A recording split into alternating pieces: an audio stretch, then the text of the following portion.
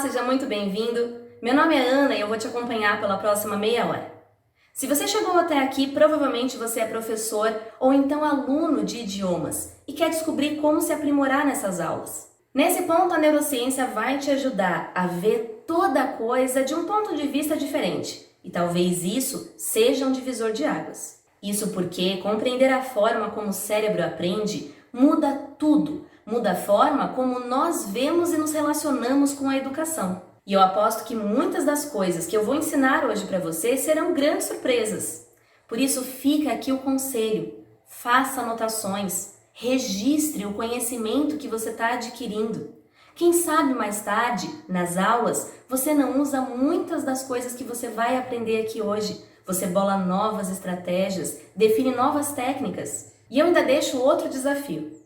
Depois, venha na página Educação e Conexão e me conta qual foi a coisa mais surpreendente que você aprendeu aqui hoje. A página é recente, mas já reúne uma comunidade robusta de apaixonados por educação. Se cercar de pessoas com propósitos parecidos com o seu é sempre benéfico. Para todo mundo que comentar lá na página, eu vou disponibilizar slides com explicações um pouquinho mais aprofundadas de alguns temas que a gente vai ver hoje, além de dicas de leitura para você continuar o seu aprendizado. Agora que você já me conhece, já sabe onde me encontrar, vamos começar nossa conversa. E acredite em mim, será uma viagem incrível. Vamos começar imaginando a seguinte situação. Um turista brasileiro anda pelas ruas da China. Ele não fala chinês, nem sabe ler aqueles símbolos nas placas. Tudo que esse turista absorve são informações visuais ou sonoras. Mas essas informações não combinam com nenhum conteúdo semântico que ele conheça. Essa situação é muito parecida com outra pela qual todos nós passamos. Um bebê é praticamente um turista que acaba de chegar em um lugar cheio de estímulos, mas que ele não consegue compreender. As pessoas falam com ele o tempo todo, mas aqueles sons não significam nada. Porém, ao longo de 1 ano ou 2, o aprendizado da língua vai ser diferente para o bebê e para o turista. Quem terá progredido mais? Quem terá uma fala mais parecida com nativos da língua? Parece estranho pensar que um bebê possa aprender tão mais rápido que um adulto,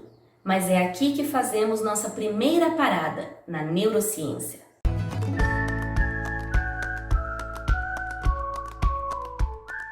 Da China, vamos para as savanas africanas. Olha como esse filhote recém-nascido já tenta ficar de pé. E em pouco tempo consegue. Para a espécie humana, esse feito é impossível. E isso nos dá a ideia de que os filhotes humanos nascem em clara desvantagem.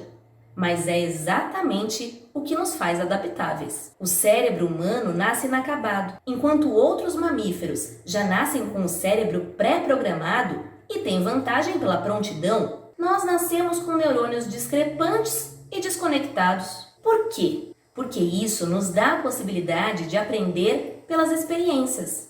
Moldamos aos poucos nossos cérebros e assim prosperamos em diversos ambientes. Para se ter uma ideia, o cérebro de um bebê forma cerca de 2 milhões de sinapses por segundo. Conforme amadurecemos, nosso cérebro forma menos conexões, mas que se tornam mais fortes. Nossa próxima parada é em um lugar bem mais perto, em que provavelmente todos já estivemos, em um quarto de bebê. A aquisição da linguagem pelos bebês segue um padrão universal. Ao final do 1º ano de vida, um bebê já entendeu que unidades fonéticas diferentes e suas combinações transmitem significados específicos. Unidades fonéticas são sons vocálicos e consonantais que produzimos o tempo todo enquanto falamos. Essas unidades se distinguem entre si por variações. Essas variações das vibrações do trato vocal são chamadas de frequências formantes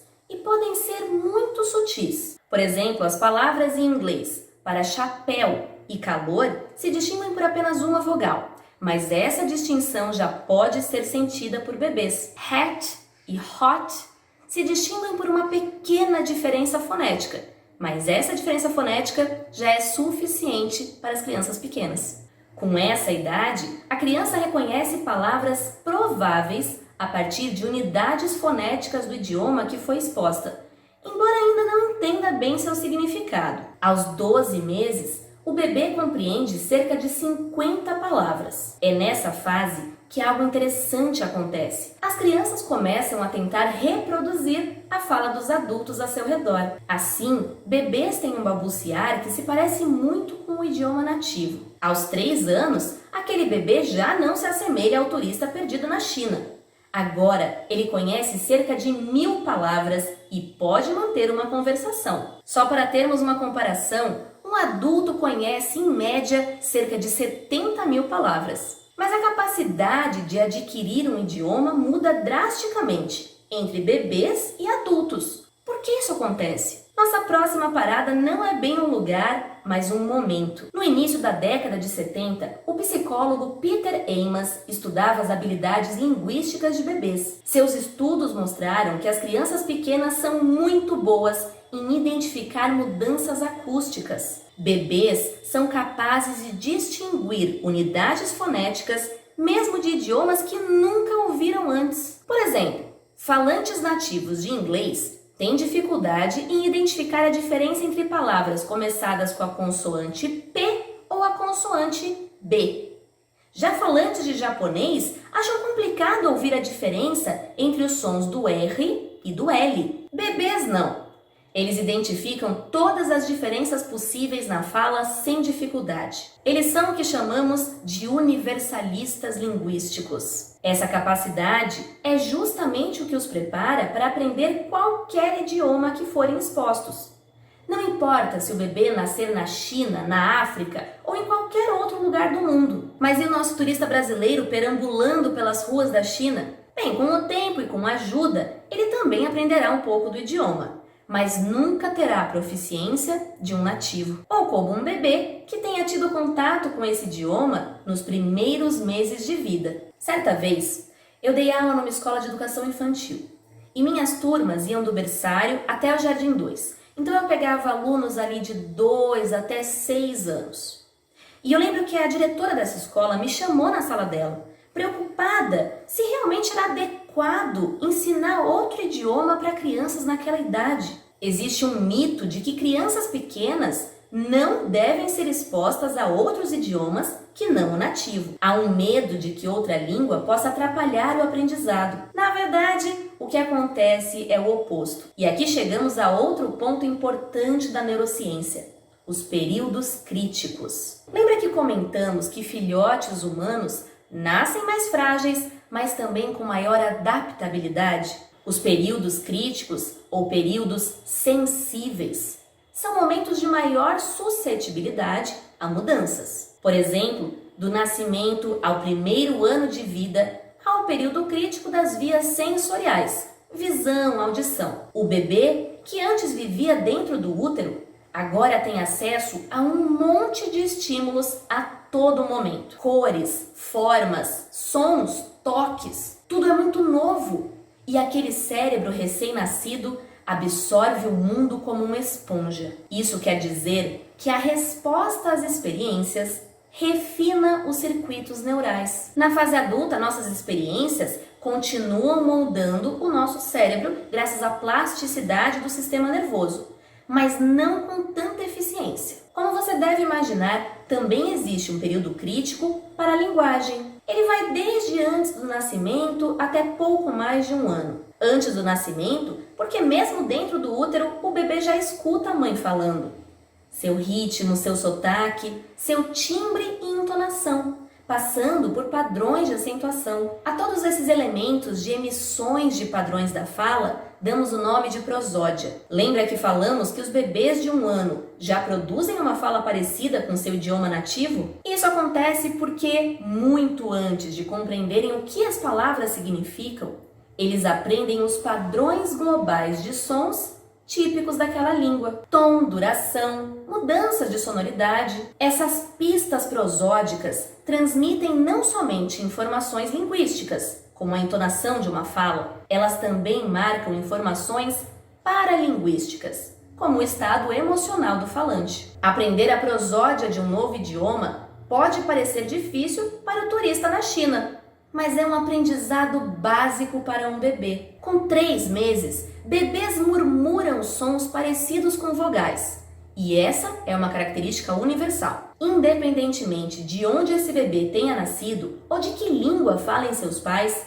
com essa idade ele começará a emitir esses sons. Assim como por volta dos 7 meses, ele começará a misturar sons de consoantes aos sons de vogais, na forma de balbúcios. Próximo dos 2 anos de idade, essa criança já será capaz de colocar em suas produções linguísticas os padrões de produção de fala específicos do idioma que aprendeu. Ou seja, as crianças começam a imitar os padrões da língua nativa. Apesar do período sensível para a linguagem compreender desde antes do nascimento até o 1º ano do bebê, pode-se dizer que é a partir dos 6 meses de idade que esse momento chega a seu pico. Para se ter uma ideia de como a aquisição da linguagem segue um padrão universal, bebês surdos também balbuciam com suas mãos aproximadamente no mesmo período em que bebês que escutam balbuciam oralmente. Da mesma forma, é mais ou menos no mesmo período em que as crianças produzem as suas primeiras palavras ou combinações de palavras, seja oralmente ou com as mãos. Mas o que isso tudo tem a ver com o turista?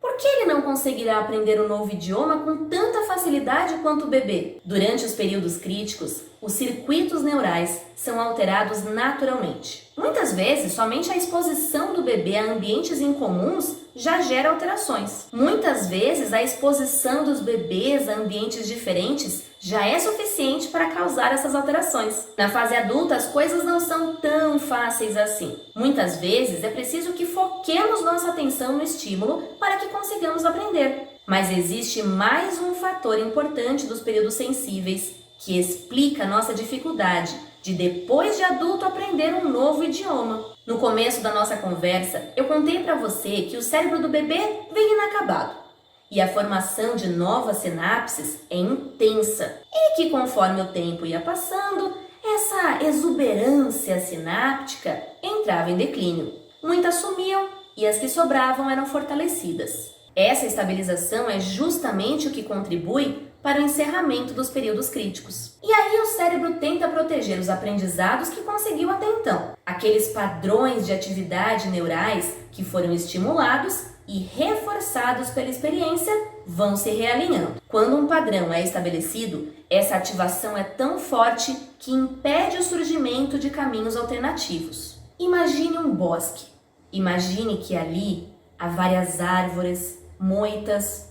Não existe uma trilha a seguir, mas a mata não é super densa. Você pode escolher por onde ir. Todos os dias você faz o mesmo caminho pelo meio do bosque. Passa pelo meio das mesmas árvores, afasta os mesmos arbustos, pisa nas mesmas pedras. Com o tempo, de tanto passar por ali, você começa a notar que onde antes não havia nenhuma marcação, agora existe uma trilha. Se você deixar de passar por lá, a trilha sumirá.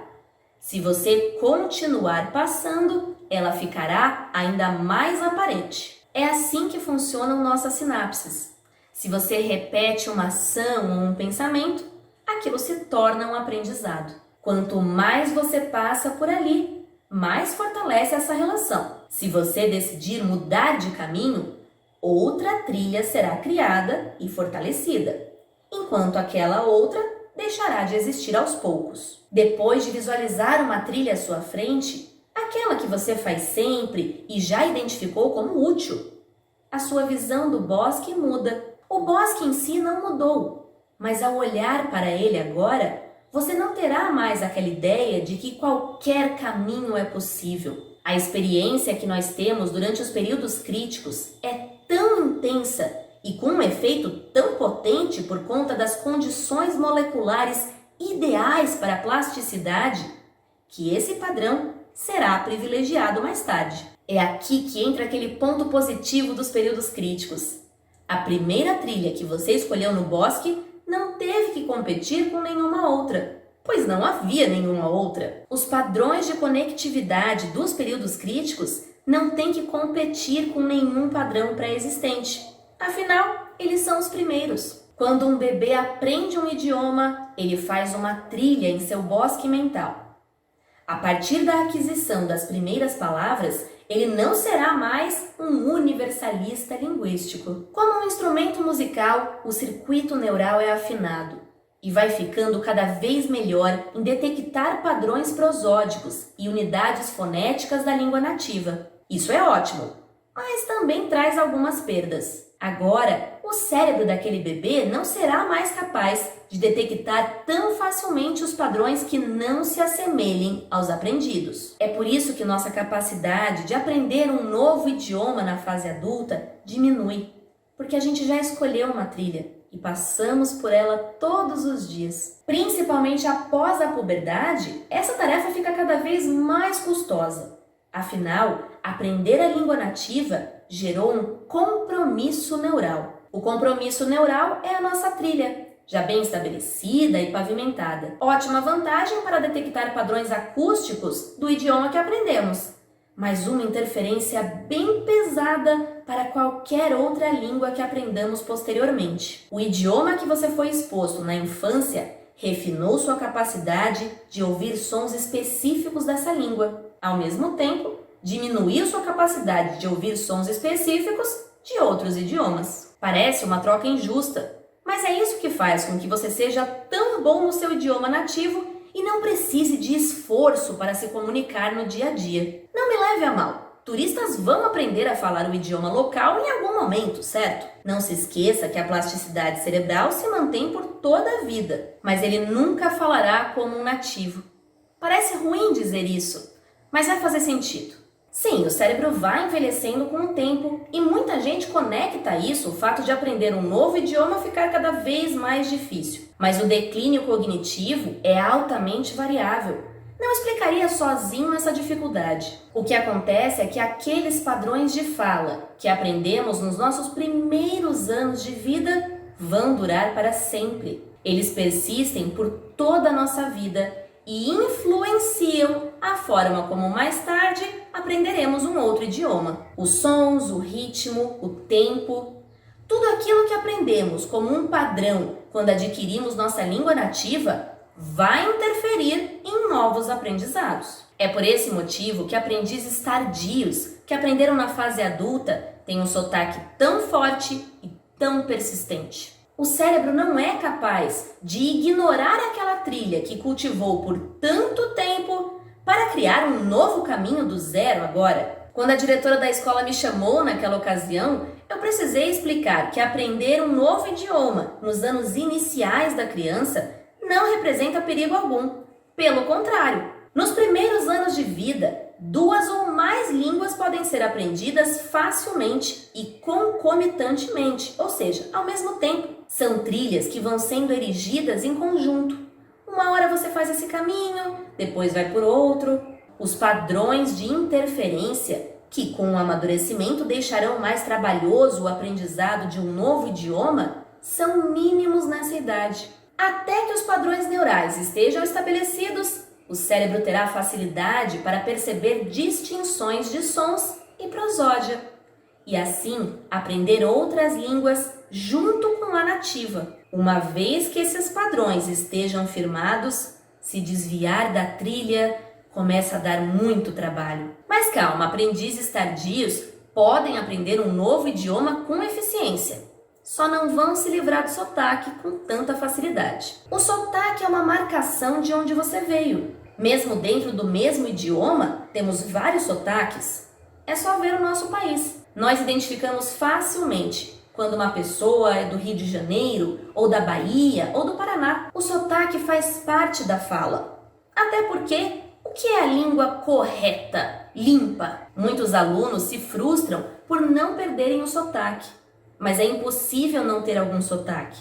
O importante é se fazer entender. O que muita gente não entende é que o sotaque ruim é aquele que não permite que você seja compreendido no novo idioma. Isso costuma acontecer quando tentamos aplicar as regras gramaticais e de prosódia de nossa língua a outra que estamos aprendendo. Também há uma outra razão pela qual o aprendizado tardio de um idioma se mostra diferente do do que o aprendizado nos primeiros anos de vida. O modo como uma criança aprende um idioma é bem diferente do modo como um adulto passa pelo mesmo processo. Seja pela ludicidade ou pelas próprias metodologias, fica fácil perceber como as aulas de crianças se afastam das aulas de adultos. Mas isso não é algo que acontece somente na escola. Você já reparou como no mundo todo adultos têm uma vozinha para falar com bebês? Ninguém nos ensinou a falar dessa forma quando estamos conversando com crianças pequenas, mas é algo que todos nós fazemos. E isso tem uma explicação. Esse estilo de fala é chamado de maternês ou paternês. Ele costuma ter um tom de voz mais alto, em média aumentado em 1/8, um ritmo mais lento e contornos de entonação bem marcados. Da próxima vez que encontrar alguém falando com um bebê, perceba que há um aumento da separação de sílabas. Dessa forma, temos as unidades fonéticas faladas com maior clareza, acusticamente exageradas. Essa estratégia aumenta o aprendizado da linguagem. Claro, ninguém vai usar o maternês para ensinar um adulto a falar uma segunda língua, mas é essa técnica que usamos com as crianças para que elas entendam algumas sutilezas. Ao usarem o maternês com seus filhos,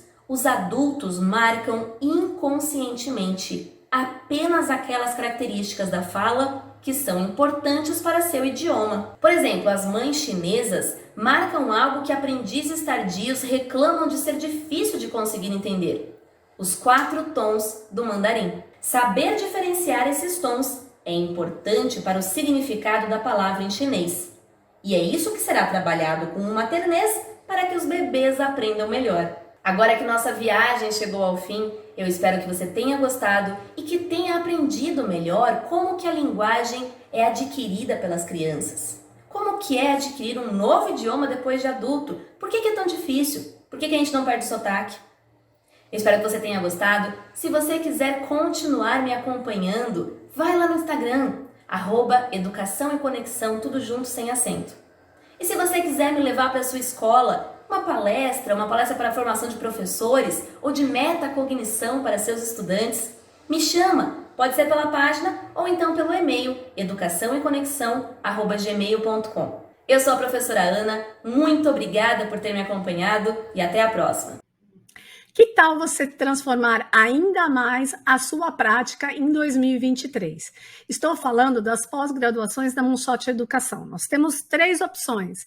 Primeira opção é a aprendizagem ativa e tecnologias educacionais, uma pós que encaixa para professores de todos os níveis.